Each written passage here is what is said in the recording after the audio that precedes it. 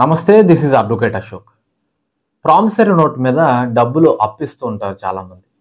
పెద్ద స్థాయిలో వడ్డీ వ్యాపారం చేసే వాళ్ళకి పెద్దగా సమస్య ఏమి ఉండదు. ఎందుకంటే వాళ్ళకు ఒక లీగల్ అడ్వైజర్ ఉంటారు. ఆ లీగల్ అడ్వైజర్ యొక్క అడ్వైజర్స్తో వ్యాపారం అంతా జరిగిస్తూ ఉంటారు కాబట్టి వాళ్ళకి పెద్దగా ఇష్యూ ఏమి ఉండదు. కానీ ప్రాబ్లం అంతా ఎక్కడొస్తుందంటే అప్పుడే ఫైనాన్షియల్గా కొంచెం స్టెబిలైజ్ అవుతూ మన దగ్గర కాస్త డబ్బులు ఉన్నాయి, ఎవరికైనా వడ్డీకి ఇస్తే ₹1 కలిసి వస్తుంది అనే ఆశతో అప్పుడప్పుడే డబ్బులు అప్పుకివ్వడం ప్రారంభించిన వాళ్ళ గురించే నేను ఈ వీడియో చేస్తున్నాను. ఎందుకంటే వాళ్ళకి ఇలాంటి లీగల్ అంశాలపైన పెద్దగా అవగాహన ఉండదు. కాబట్టి ఈ వీడియోని లాస్ట్ వరకు చూడండి. మీరు ఎప్పుడైతే ప్రామిసరీ నోట్ మీద డబ్బులు అప్పుకిస్తున్నారో మీరు గుర్తుపెట్టుకోవాల్సిన విషయం ఏంటంటే ఈ ప్రామిసరీ నోట్ యొక్క వ్యాలిడిటీ అంటే దాని యొక్క లిమిటేషన్ పీరియడ్ అనేది 3 సంవత్సరాలు మాత్రమే. మీరు ఒక వ్యక్తికి అప్పిచ్చిన తర్వాత ఈ 3 సంవత్సరాల్లోగా ఆ వ్యక్తి దగ్గర మీరు రికవరీ చేసుకోలేకపోతే మీరు మీ యొక్క రైట్‌ని కోల్పోతారు. ఆ వ్యక్తి మీద ఎలాంటి లీగల్ యాక్షన్ తీసుకోవడానికి ఉండదు. మీరు కోర్టులో ఆ వ్యక్తి మీద రికవరీ సూట్ కూడా ఫైల్ చేయలేరు. ఎందుకంటే లిమిటేషన్ యాక్ట్ ప్రకారంగా ఆ ప్రామిసరీ నోట్ యొక్క వ్యాలిడిటీ అనేది 3 సంవత్సరాలు మాత్రమే. అయితే ఇక్కడ గుర్తుపెట్టుకోవాల్సిన ఇంకొక ఇంపార్టెంట్ పాయింట్ ఏంటంటే మీరు ఎవరికైతే డబ్బులు ఇచ్చారో ఆ వ్యక్తి ఫర్ ఎగ్జాంపుల్ మీరు ఒక వ్యక్తికి ₹1,00,000 ఇచ్చారు అనుకుందాం. ఆ వ్యక్తి డబ్బులు తీసుకున్న ఒక 2 సంవత్సరాల తర్వాత మీ దగ్గరకు వచ్చి ఒక 50,000 ఇచ్చాడు. ఇచ్చి నేను మిగతా డబ్బులు ఇస్తానండి అని చెప్పాడు.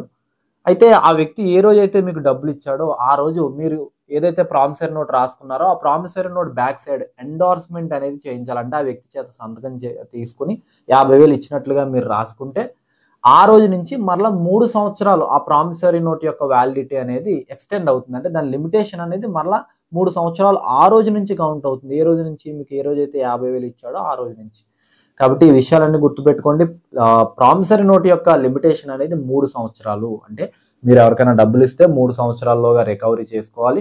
లేదు అంటే ఈ మధ్య గ్యాప్‌లో వాళ్ళు ఒకవేళ ఏదైనా పార్ట్ టైమ్ పేమెంట్ చేస్తే పార్ట్ పేమెంట్ చేసినా లేదా వడ్డీ ఇచ్చినా దానికి సంబంధించి మీరు ఎండార్స్మెంట్ చేసుకుంటే ఆ రోజు నుంచి ఫ్రెష్‌గా మళ్ళా లిమిటేషన్ పీరియడ్ అనేది కౌంట్ అవుతుంది. కాబట్టి ఈ విషయాన్ని గమనించండి. లిమిటేషన్ దాటిపోయిన తర్వాత మీరు ఎలాంటి యాక్షన్ తీసుకోలేరు. ఒకవేళ మీరు రికవరీ సూట్ కోర్టులో ఫైల్ చేసినా టెక్నికల్ గ్రౌండ్స్ మీద మీ సూట్‌ని కోర్టు డిస్మిస్ చేస్తుంది. కాబట్టి ఎవరైతే వడ్డీకి డబ్బులు ఇవ్వాలని ఆలోచనతో ఉన్నారో అలాంటి వాళ్ళందరూ కూడా ఈ విషయాన్ని గమనించండి.